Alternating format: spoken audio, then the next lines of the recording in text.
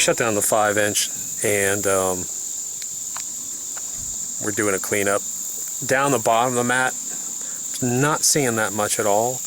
I'm seeing like 50s and 100s down the bottom, speckled here and there, maybe 5 or 10 per line.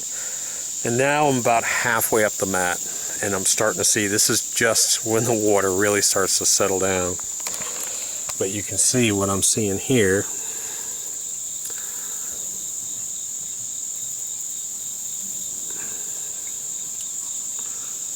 There's tiny gold right behind that river hog.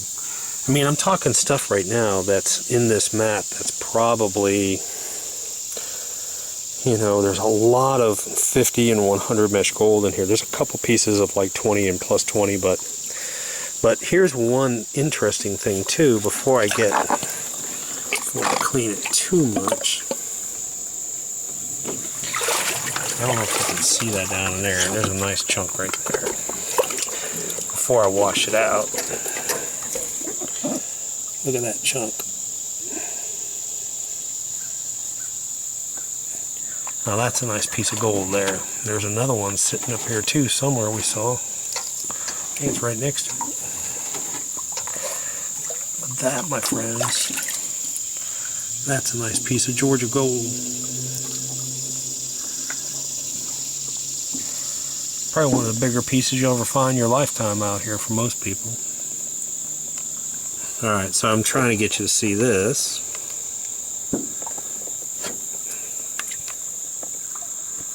Right there. So this is the new talon mat right in here. This is the new talon mat. And you can see all the little fine stuff. Some of this stuff you can't even see. Anyways, this kind of makes the run worth it here, just for fun. Those are two nice pieces of gold right there. Nice stuff.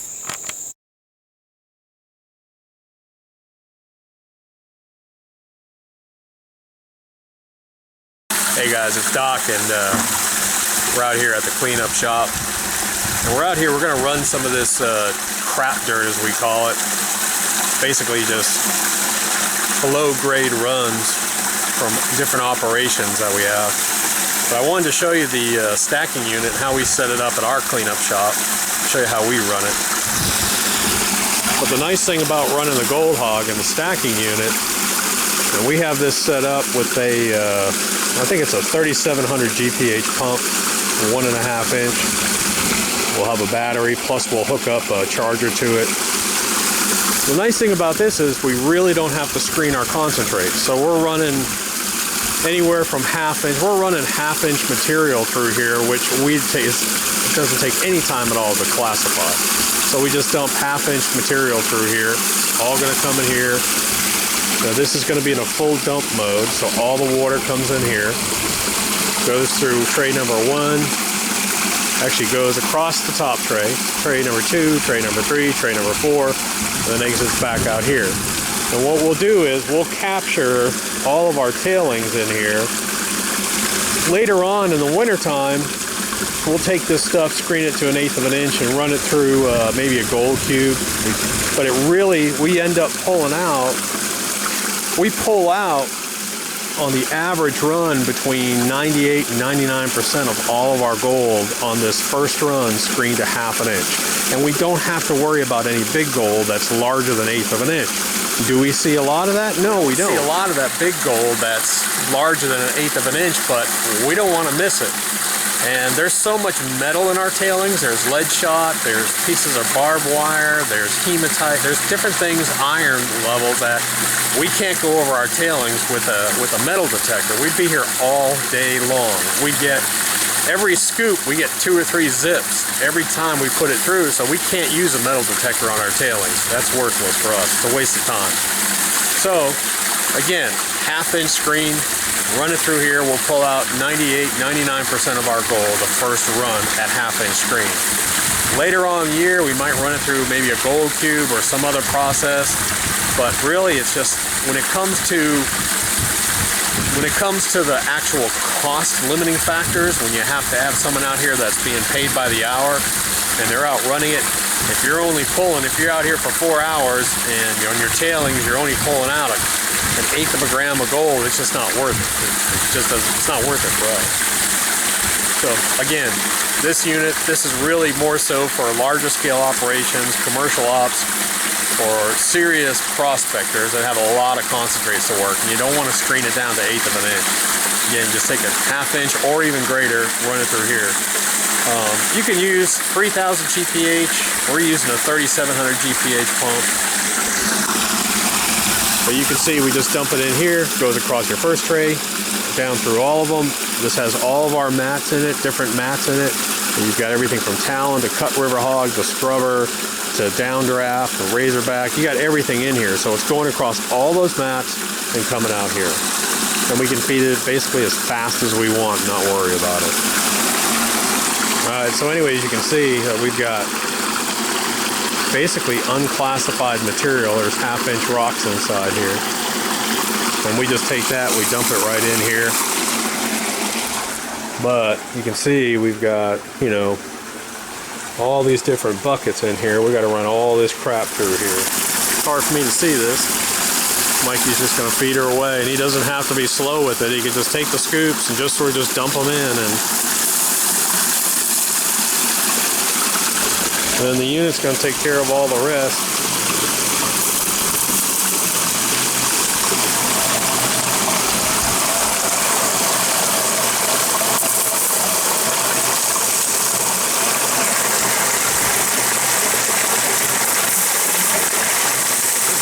Old units that we use just for concentrating now. So you can see when we run it in super con mode, we use a con mat that covers all the skimming slots here, and then all the water, we move the tray back and all the water dumps into here. And what we'll probably do on this one, we'll actually probably do a test on this. We'll grab all this stuff in here, we'll run it through the gold cube and see if there was any, check our losses. Again, this thing always runs between 98-99% of all of our gold every time we run it through. So first run, 1/2 inch, not classified. That's the important part for us. Okay. Alright, so now we're even taking, just you can see, you're taking some dry cons too, running some dry cons through it. Again, pretty much all unclassified.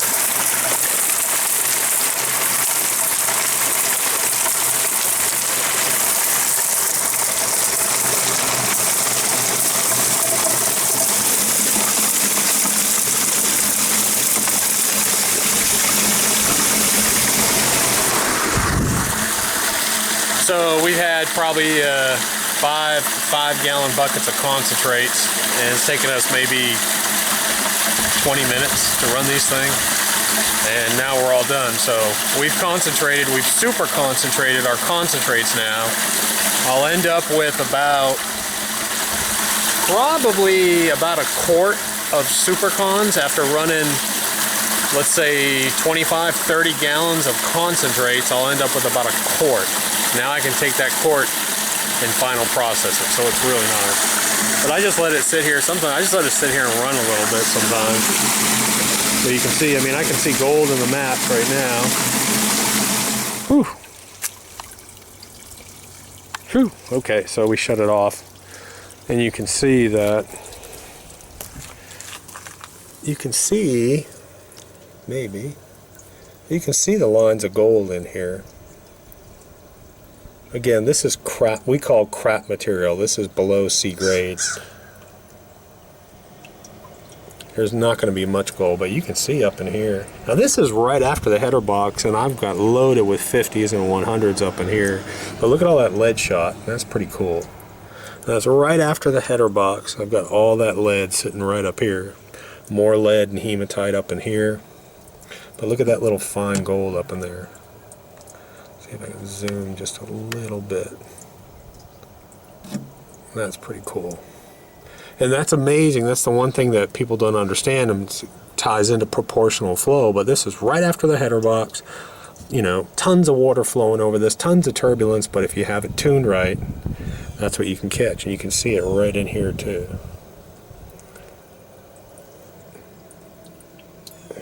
trying to get it where you can see it, but there's not much glare. It's kind of tough.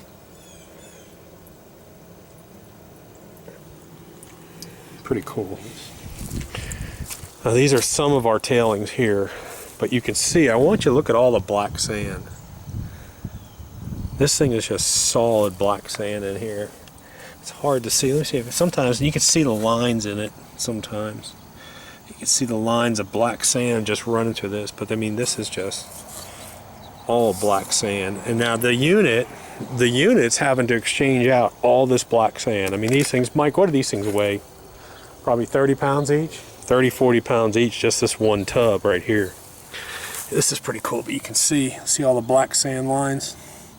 So we're running concentrates, making super cons, and then here's all the tailings. Again, we have a slow day, we have a rainy day, whatever. We'll take all this, screen it to 1/8 of an inch maybe, and run it through, maybe run it to the gold cube. But again, we found that cost factor wise, I mean, we pay people to do this. Cost factor wise, it just doesn't make sense. If we pull, you know, 2 ounces out of the Gold Hog, and we end up with, you know, a few grains running it through a second time, it's just not worth it. I mean, if it takes you an hour to screen this stuff down to 1/8 of an inch, and it takes you another hour to run it through, you got 2 hours of labor and you're finding 1/4, 1/8 of a gram, and it just doesn't make sense. It's not cost effective. So that's why a lot of times we don't. A lot of times we put it in the garden. All right, so anyways, we're just going to clean out this unit here, and I wanted to show you, and this is an interesting point that a lot of people don't get. This is right under the header box, so there's nothing over this, there's no screen, there's no punch plate, there's just water dumping straight down on here. And this is why we say a lot of times put the UR under your header box. I want you to look under here, and you can see that it's just absolute lines of gold all the way through here. And like, look at right here, now we go from UR, we go to the talon, look at that.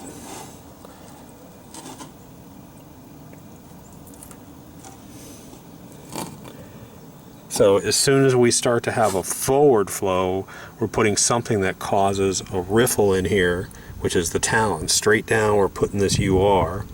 And then as soon as we have a little bit of forward flow, then we're putting the talon mat in it. But you can see that stuff.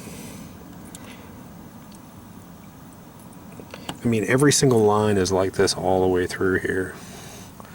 So that's pretty nice. And of course this mat goes all the way down like that. But again, you know, this is going to be bare in here. But as soon as you have any kind of little forward flow on that UR mat, you can see it. Like, look over here, and you always get it on the sides. You always get it packed in over here on the sides. Lead shot, gold, all in here. That's just a good example of how this thing, I mean, it's just a good example to understand, you know, specific density and understand how gold can hide in here. And again, further down, look at that lead shot.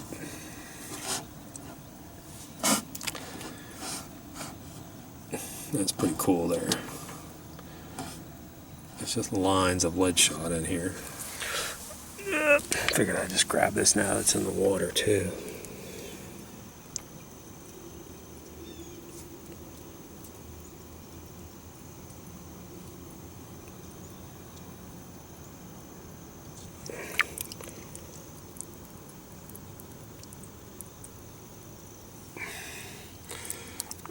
That's what they call a birdie mat.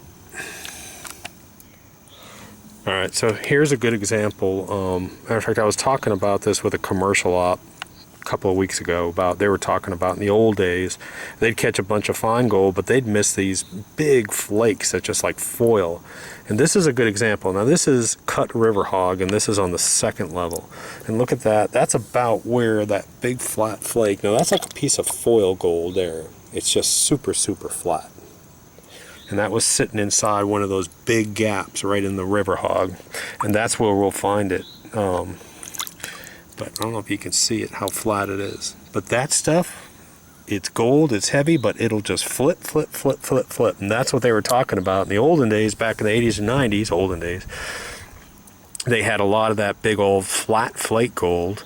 actually flip out of their sluices over their riffles and miner's moss and expanded metal. But that's what's nice about having a little bit of river hog in there. It has that big gaps and big quiet areas. It's great for catching that flat gold. Okay, I figured I'd go ahead and record this real quick too, because this is the last mat in the last tray, and I want to show you, we're running all downdraft here. But you can see all the fine black sand in there.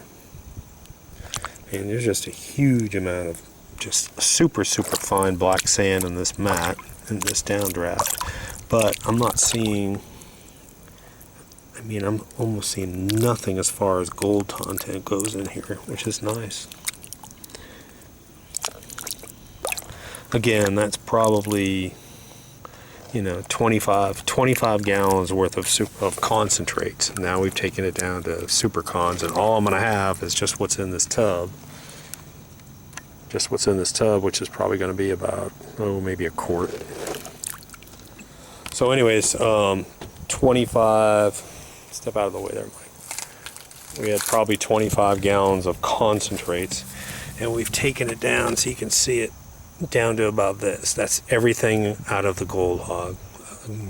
I'm guessing about a quart.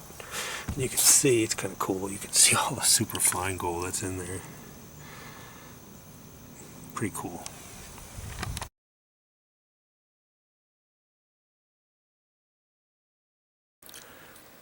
Hey guys, so this is weird because last week I was recording the Gold Hog Stacking unit running in supercon mode, and now I'm back on Monday morning after being up at the claims and coming back, so I'm kind of catching up on what went on while I was gone.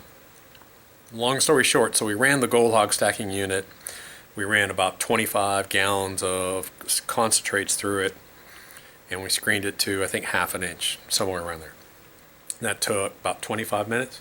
Yeah. About 25 minutes. So then I left them with the fun job of taking all those 25 gallons, those buckets, screening it down to 1/8 of an inch and running it through the gold cube. And that whole process from start to beginning was what, Mike? At least 3 hours. At least 3 hours. So between classifying it down to 1/8 of an inch, then running it through the cube.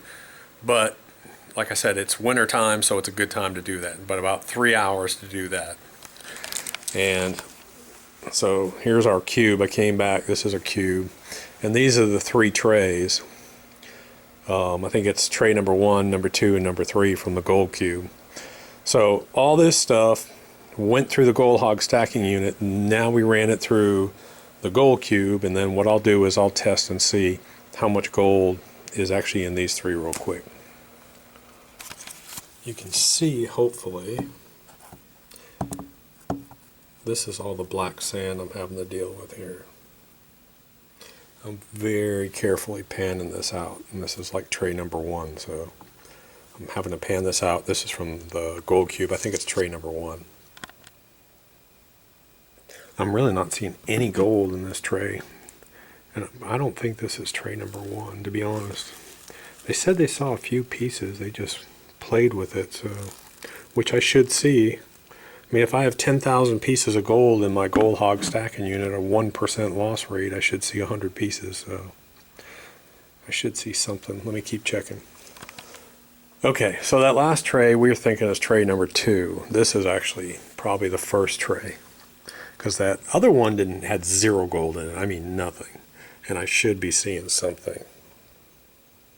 So there you can see, it looks like maybe about 15, 20 pieces. So that should be tray number 1. Because when you're running a gold cube, you almost always see, if you're running something like this and you find gold, it's going to be in your first tray. So that's my first tray. Okay, so a lot of people ask, once we run, this is a good example. It's a difference between whether you're doing something for enjoyment or because you're doing it because it's economically feasible. Very important difference here. So I had 2 guys working close to 3 hours to classify and run this stuff. Let's say 2 to 3 hours. This is what we got. That's the amount of gold we got running 25 gallons through the gold cube after we ran it through the GoldHog. So that's our total gold capture. I'm guessing it might be 1 grain, not a gram. I'm guessing that might push 1 or 2 grains of gold. So from a business standpoint, does it make sense to have 2 employees that are getting paid an hourly rate to sit for 2 to 3 hours to classify this black sand and these supercons once we've run them through? So now we've got 4 to 6 hours of labor, and I've got $5–10 worth of gold. It doesn't make sense to us. So that's the difference. If I was a prospector, if we were a prospector, we were doing this for fun, we were out killing a weekend, sure, that's what it's about. We're doing it for fun. For us, it's not worth it. It has to feasibly make sense from an economic standpoint to actually do that. If you're losing money doing something, stop doing it. If it's making you money, do more of it. It's pretty simple. It's just math. So anyways, we're not going to do a final cleanup on those concentrates right now because we've got probably ½ an ounce, 3/4 of an ounce. We may have a full ounce of gold in there, I don't know. But we've got a new way of doing final cleanup that we're going to be releasing in about 2 or 3 weeks. It's going to be kind of cool, teaser alert. So when we do that, we're going to save these super cons for that final cleanup that we're working on, and we'll test it and see how it goes. Actually, I just tapped it back down again. I want to show you some of the fine stuff.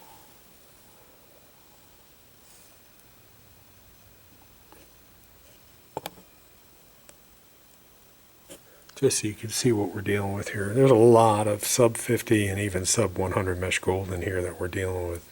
And this is out of the Gold Hog Stacking unit, super con mode. Pretty cool.